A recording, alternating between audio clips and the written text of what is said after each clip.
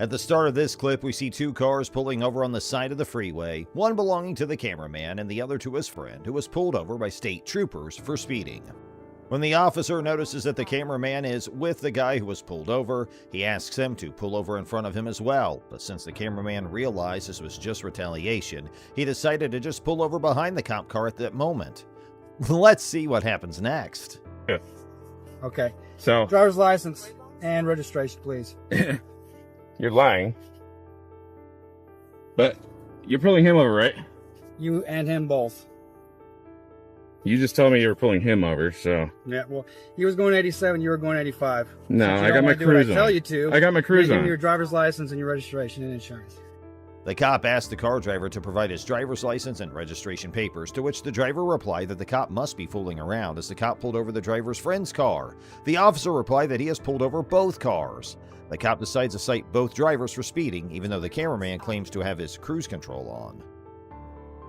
Well, you got to give me a minute for the registration, but here's my license. And you realize that, how can you see my speed when he's right in front of me? You're following him. So here's what I did. I hit my front radar on him. He was going 87. As soon as he passed, it went to 85 on you. I never stopped the radar. That's the way it is. Do you have a printout of that? The man hands over his license to the officer, unaware that the officer can see his speed. The officer then explains, he's right in front of me and you're following him, so here's what I did. I hit my radar on him and he was going 87, but as soon as he passed, it went to 85 on you. Now, when I make a traffic stop, if you don't do as I say by pointing to the front of him, as you by say, being behind is that me, lawful? I'm trying to make sure is that a lawful order? Yeah, it is, because it's officer safety. You're obstructing my traffic stop. Officer safety is not a law. So, I want you to pull the front of him so that you're not behind me. Quote me the code for that. So that I can make sure that I... Can you quote me the law for that? The officer then declares that we'll conduct a traffic stop. If you don't do as I say and I pull in front of him, I'm doing everything I can to ensure officer safety. You're in my way, so I'd like you to pull the problem behind me just to be sure. The code? I'm not going to pull you the law for that. Then there is no law for that. It is a lawful order. There's got to be a code for it. There has to be a code for it. For officer safety, there is no code. I don't care. Just like there's no code for public safety. Why is it that you won't do what I tell you to? I'm with him, okay? It's not safe for me to just pull up ahead. The man knows that the cop is lying and building up the laws that are not real, so he asks the cop to quote the law for whatever he says. I don't exactly go to the front of people's vehicles, because if you had a gun or something like that, you could always... What are you so scared of? What do you mean, what am I scared of? That's the way we maintain our officer safety. You think everybody's out to get you? That is the way we maintain our officer safety. Why do you guys always think... I don't know who you are. I don't know where you're coming from. Your officer safety issue is ridiculous. You realize that? The cops then explain why he is terrified. He responds, you could always have a gun or something like that. I'm afraid that's the way we make do you think. Everyone's trying to get you. That's how we made it. What do you think? Here the man responds, I don't know who you are, and the safety issue is ridiculous. You realize you have one of the least dangerous professions in the world, and I don't have to cooperate since you didn't pull me over. You pulled him over.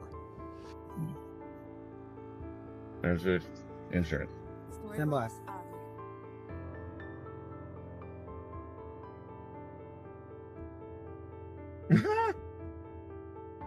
The man gives the insurance and registration to the cop, but what happens next is going to shock you. They just leave.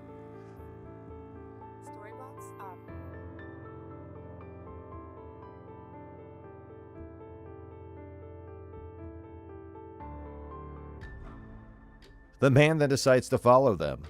The cop appears to refuse to disclose his service ID or information about a supervisor, instead merely handing the driver a ticket and telling him everything's on there.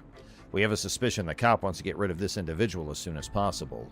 I give that all to you on a card. No, you can verbalize it. I'm going to give it to you. It's the law. You're supposed to verbalize it. I'm going to give it. Can you verbally identify yourself? All I have to do is provide it to you. That's all I have to do. Verbally. I'm going to explain your citation Someone that has vision problems. Your violation. Is the reason why.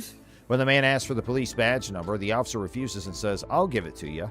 However, when the man begs him to verbalize it, the cop continues to refuse.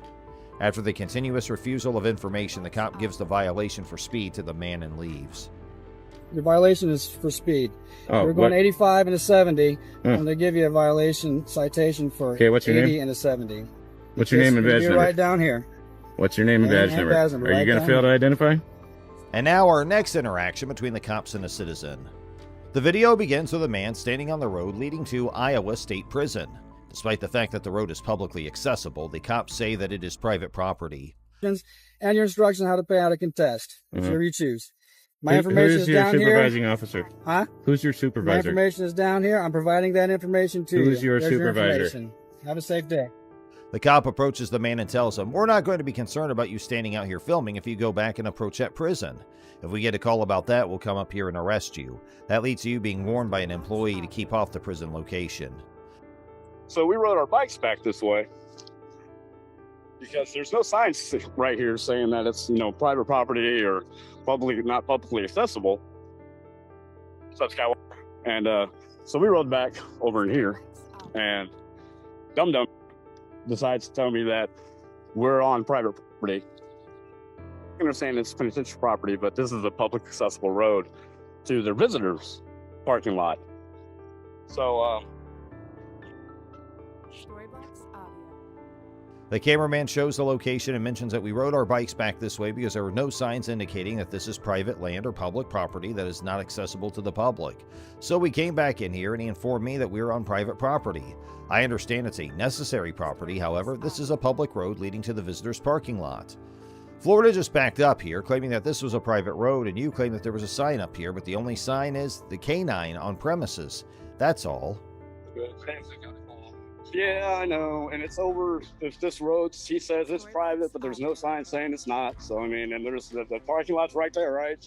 That's where you go in to visit somebody, right? So this is open road, right?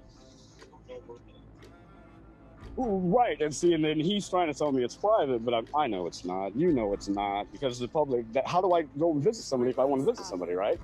Well, the parking lot. Right, so that's where, I would go to the door, though, to find out, on information on how to visit somebody, right? Yeah, Right. See, and I say it on... You're good as long as you're on the road. Right. Roadway, oh, see, no. See, that's where I'm going to contest, because there's no sign saying I can't go down this road. He said there's no access, no public access, only whatever personnel. Next, an officer arrives and the cameraman asks the officer about the property.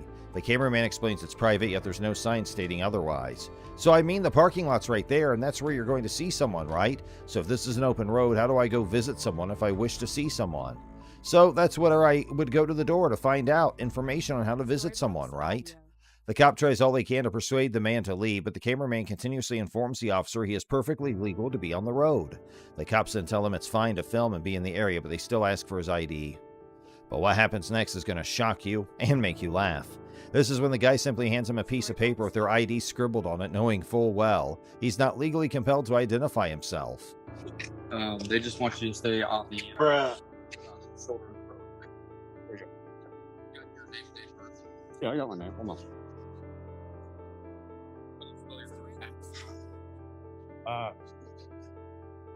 YOURFIRSTNAME. Your first name. Next, the man gives the same type of paper written on it with the name. This is surely a lesson for the cops using the law inefficiently. The man's now done with his tricks and asks the cops if anyone's informed about you guys coming over here, because this is definitely public property and there's no sign over here. Here, something strange happens when the cops go from ordering to requesting. So what happened just now, and what did the man show them? Just take a look. The man then leaves after displaying his weapon, which is the law document outlining what rights the police would be violating if the man was not allowed to remain there. On July 20th, 2022, an auditor from the Clear Lake Community Watch, who will be referred to as Mr. Clear Lake, was driving past Deputy C. Vega of the Harris County Sheriff's Office as the deputy was conducting a traffic stop in Seabrook, Texas. Mr. Clear Lake rolled down his window and yelled an anti-police sentiment, including profanity at Deputy Vega as he drove by. In response to this incident, Deputy Vega abandoned the ongoing traffic stop, got back onto his vehicle, made a U-turn, and began to follow Mr. Clear Lake. Mr. Clear Lake, acting responsibly, properly signaled and made a right turn, prompting Deputy Vega to activate his lights in an attempt to pull him over. In compliance with the signal, Mr. Clear Lake immediately pulled into a nearby gas station and brought his vehicle to a stop. Why do you pull me over? I'll tell you that if you roll it down. Why can't you tell me now? Because the reason I pulled you over is you were yelling something from your car. So what? Huh? So what? That's why you pulled me over, because I'm Because yelling? I don't know if you're in need of help or anything. Oh, I don't need help. So, Thank you. Okay, let me see your driver's license real quick. I don't need help. Deputy Vega asserted that he stopped Mr. Clearlake's vehicle due to Mr. Clearlake's yelling from the window. Nevertheless, Deputy Vega clarified that his primary concern was for Mr. Clearlake's well-being, rather than taking offense at the content of his speech. It's worth noting that the First Amendment prohibits government officials from engaging in retaliatory measures against individuals for their protected expression. In this situation, it is undeniably evident that Mr. Clearlake was involved in protected activity, as protected by the Supreme Court's long-standing recognition of profanity as protected speech under the First Amendment. Deputy Vega himself acknowledged that he initiated the traffic stop because of Mr. Clearlake's yelling from the window. However, it remains uncertain whether a court would conclude that undergoing a traffic stop resulting in a warning without any citation or arrest would be considered an injury that could deter an individual of ordinary resilience from continuing to engage in the same expressive activity. In the 2012 case of Simmons v. City of Mahmoud, it was stated that not all instances of police detention would deter an individual of ordinary resilience from exercising their protected rights. You can just crack your window if that's what you want to do. It's already cracked. I can't see that. Well, This thing. it doesn't matter. Here.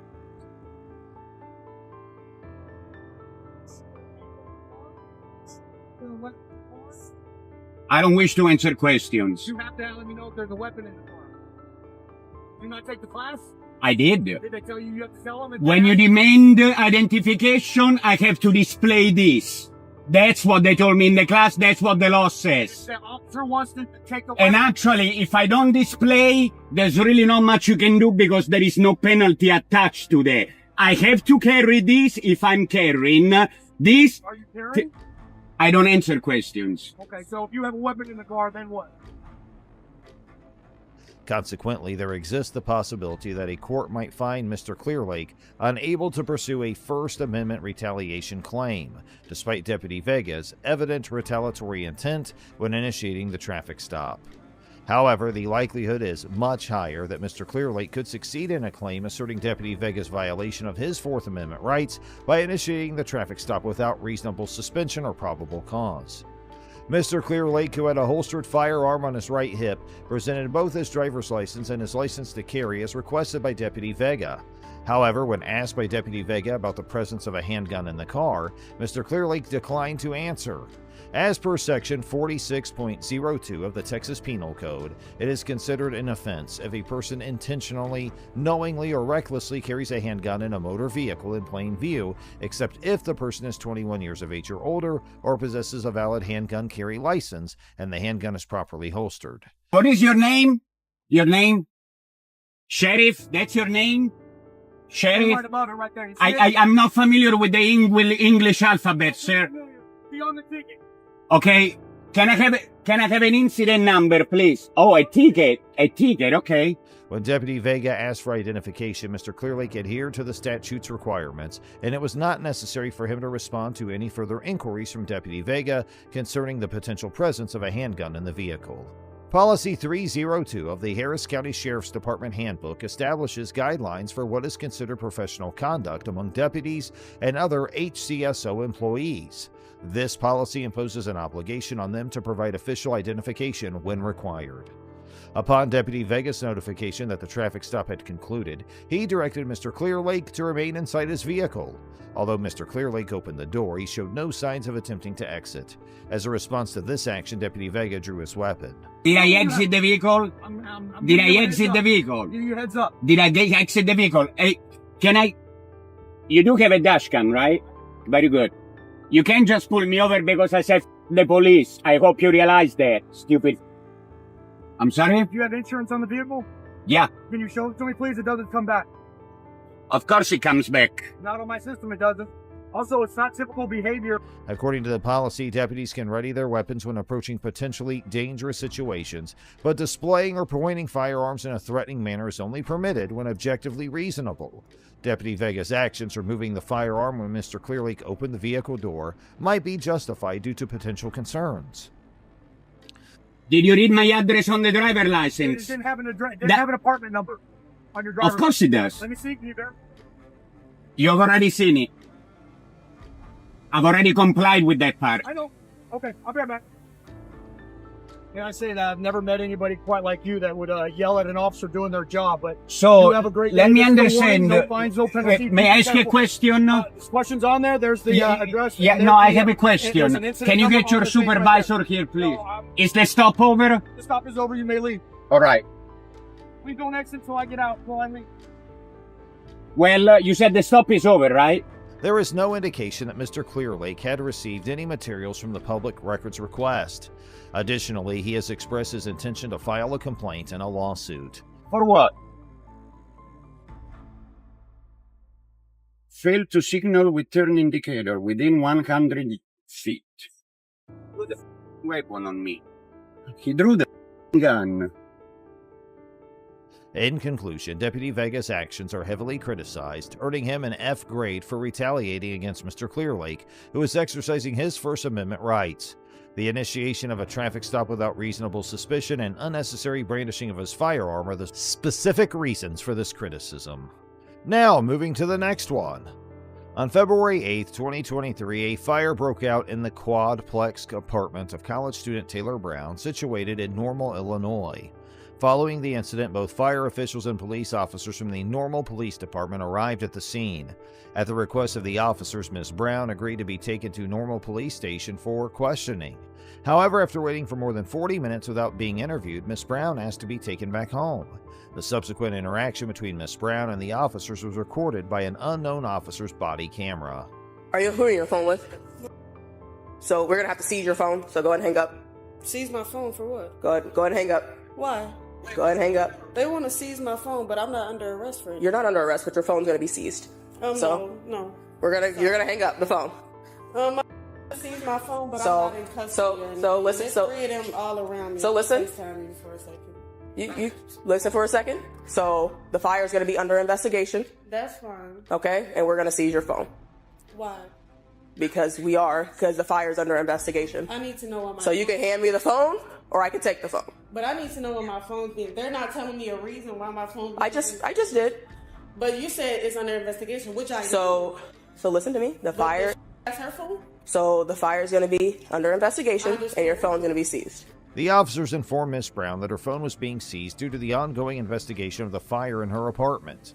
Typically, in compliance with the Fourth Amendment's protection against unreasonable seizures, the government is required to obtain a warrant based on probable cause before legally seizing an individual's personal property, including their cell phone. In this particular situation, it remains unclear what evidence the officers had, if any, to suggest that Ms. Brown's phone contained pertinent information regarding the fire. However, according to a lawsuit filed by Ms. Brown regarding this incident, the officers attempted to secure a search warrant for her phone after its seizure, but the warrant was not approved by the state's attorney. Hang up the phone and they're going to take the phone because at this point I'm being threatened.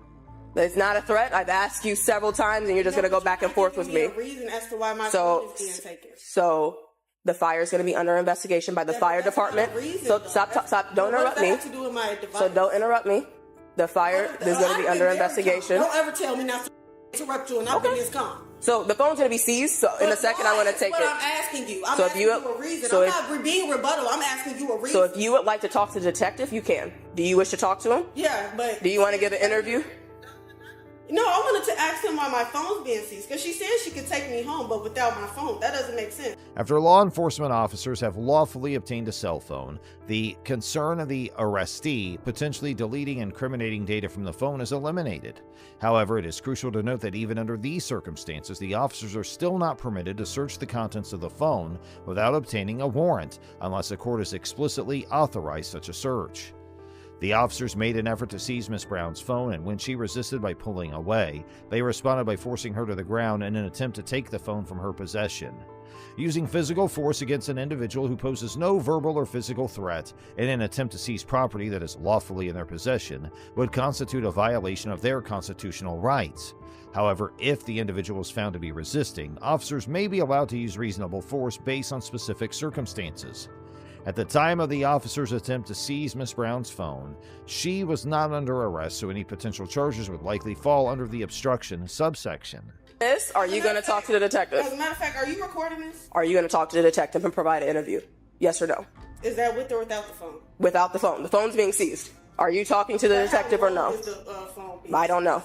That's not my question. I need an answer to that before I So the question is, are you going to provide an interview? No. No? Okay. Go ahead and hand me the phone. I have to know if my phone is Nope. being seized. Go ahead and hand me the phone.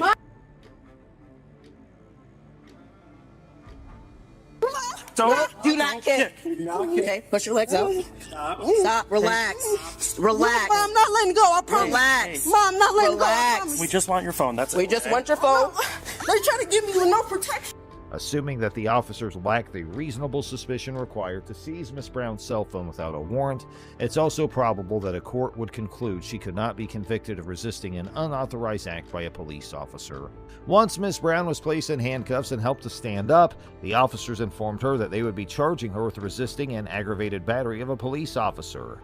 The Appellate Court of Illinois utilized a similar statute that allowed the use of force to prevent unlawful entries into one's dwelling, resulting in the defendant's battery conviction being overturned. The court found that the defendant's actions were based on a reasonable belief that her conduct was necessary to terminate the officer's unlawful entry into her dwelling, and her limited use of force was deemed justified. Applying a similar logic in Miss Brown's case, where she may argue that she used force to protect her personal property, it's conceivable that she could potentially be acquitted of any battery charges brought against her. After her arrest, Miss Brown was taken to McLean County Jail and was subsequently released at approximately 1 p.m. the following day. Interestingly, she was not charged with resisting, battery, or any other offense related to the altercation at the police station or the fire incident at her apartment. The officers returned Miss Brown's phone to her around 3:30 p.m., several hours after her release on February 23, 2023. In response to the incident, Miss Brown filed a federal lawsuit against the unidentified normal officers involved, alleging false arrest, excessive force, failure to intervene, and battery. As of now, the lawsuit's still awaiting resolution. In summary, the normal Illinois officers received a failing grade, as it is highly probable that they seized Miss Brown's phone without the necessary probable cause and also used unnecessary force when she refused to allow them to take her phone without a warrant. Additionally, the arrest of Miss Brown resulted in charges that were eventually found to be baseless. Now let's move to the next and last case of today's video. On February 9, 2023, Ohio Governor Mike DeWine conducted a press conference at an elementary school in East Palestine, Ohio, to provide updates regarding the derailment of a train carrying toxic chemicals. During this time, News Nation correspondent Evan Lambert was in the back of the gymnasium, filming a pre-scheduled live update while Governor DeWine was speaking at the front. Two members of the Ohio State Highway Patrol and the Ohio National Guard's Major General John Harris Jr. approached Mr. Lambert and requested him to halt the broadcast, citing his alleged loudness. The ensuing interaction was captured by the body camera of one of the Highway Patrol troopers, although there is no available audio recording. Despite the absence of sound recording during the initial part of the interaction, the footage reveals an argument between Mr. Lambert and Major General Harris. Subsequently, Major General Harris is seen pushing Mr. Lambert. Following the incident, Mr. Lambert alleges that Major General Harris assaulted him, while Major General Harris claims he felt threatened.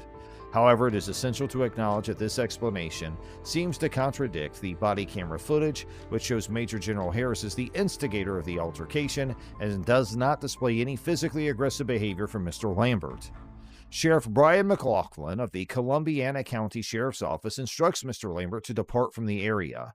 In response, Mr. Lambert clarifies that he is attempting to listen to the press briefing and carry out his job, emphasizing that his actions are protected by the First Amendment. Go. Let's talk outside. Come out the door. Come on. Out the doors. Out the doors. By other media right here. I'm gonna listen. I don't care. You're gonna walk out the door. I'm gonna listen. You're gonna walk Do out the door. not touch me. Come on out, sir. You're gonna walk out the door, or you're going to jail. Do not touch me. Sir, can we talk outside, please? I'm trying to Can we talk listen. outside, please? And he escalated with me. I am doing my job. This covered by the First Amendment. The First Amendment of the United States Constitution explicitly prohibits Congress from creating any laws that would restrict the freedom of the press. Courts have interpreted this clause to safeguard not only the press's right to publish news, but also their right to gather and acquire newsworthy information. In this particular case, the court made a definitive differentiation between the circumstances of that case and the current situation. Excuse me. My phone. Sir? Because this is bad. Stop. I am on the ground. Look at you, sir. The governor. Stop resisting. Stop. Stop. Get this. I will this is so bad. Put your hand on your back. Lay flat, please. You guys, he's a national correspondent. You cannot do this. I'm a reporter with News Nation. It's all being recorded right now. I hope it is. Excessive work. Because you can't talk to people about doing their jobs. Oh my God, I cannot believe this. This is what it's like to be a black reporter in Evan, I'm so 2023. sorry. Evan, I'm sorry. Thank you, Sia. Pull over, sir. The court emphasized that the mayor did not withhold access to information that was commonly available to other media representatives or prevent the reporter from participating in press conferences. In this scenario, Mr. Lambert's reporting did not seem to cause any disruption, as Governor DeWine mentioned that he was unaware of the incident, only hearing about the disagreement that occurred after the troopers and Major General Harris approached Mr. Lambert. You got me recording, right? I did, sir. You understand? No, you can keep recording. Okay. We just need to make sure that no one else comes in here that's not authorized. This disrespect. Hello. We've been waiting for. In his statement, Governor DeWine acknowledged that reporters possess the full right to report during press briefings. Mr. Lambert could assert a compelling argument that his First Amendment rights were infringed upon by being excluded from the press conference, considering that he was merely performing his job as a reporter. It's the worst possible timing in the world, okay? But there's nothing that we can do about that. He's committed to doing his live show. He's got people talking to him. He doesn't know whether. Upon Mr. Lambert's refusal to leave the press conference, East Palestine Detective Daniel Howder and Columbiana County Chief Deputy Jennifer Tucker notify him of his arrest. Subsequently, when he appears to make a slight attempt to move away from the officers, they take action and force him to the ground before handcuffing him. Comes over and says, I don't want you here. Okay. He still refused. I didn't So witness now he's arrested. I didn't witness anything. That's his own fault. He's arrested. All he had to do was type up. I didn't. And he just kept on All arguing. I'm telling you is, from the television standpoint of Later in the episode, the matter of whether the officers possess sufficient probable cause to arrest Mr. Lambert will be addressed. If a court were to determine that the arrest was legally justified, there exists the possibility that Mr. Lambert could face a conviction for resisting arrest, even if he were to be acquitted of the trespassing charge. Despite the charges against Mr. Lambert being dropped, no information has been provided regarding any disciplinary measures against the involved officers, including Major General Harris. It remains unclear whether Mr. Lambert or News Nation intends to pursue legal action against any of the parties involved. On the whole, the numerous officers involved receive criticism, as they are likely to have infringed upon Mr. Lambert's First Amendment rights by unjustly excluding him from a public press conference, arresting him for refusing to relinquish those rights, and employing unnecessary force during his arrest and initial disagreement with Major General Harris.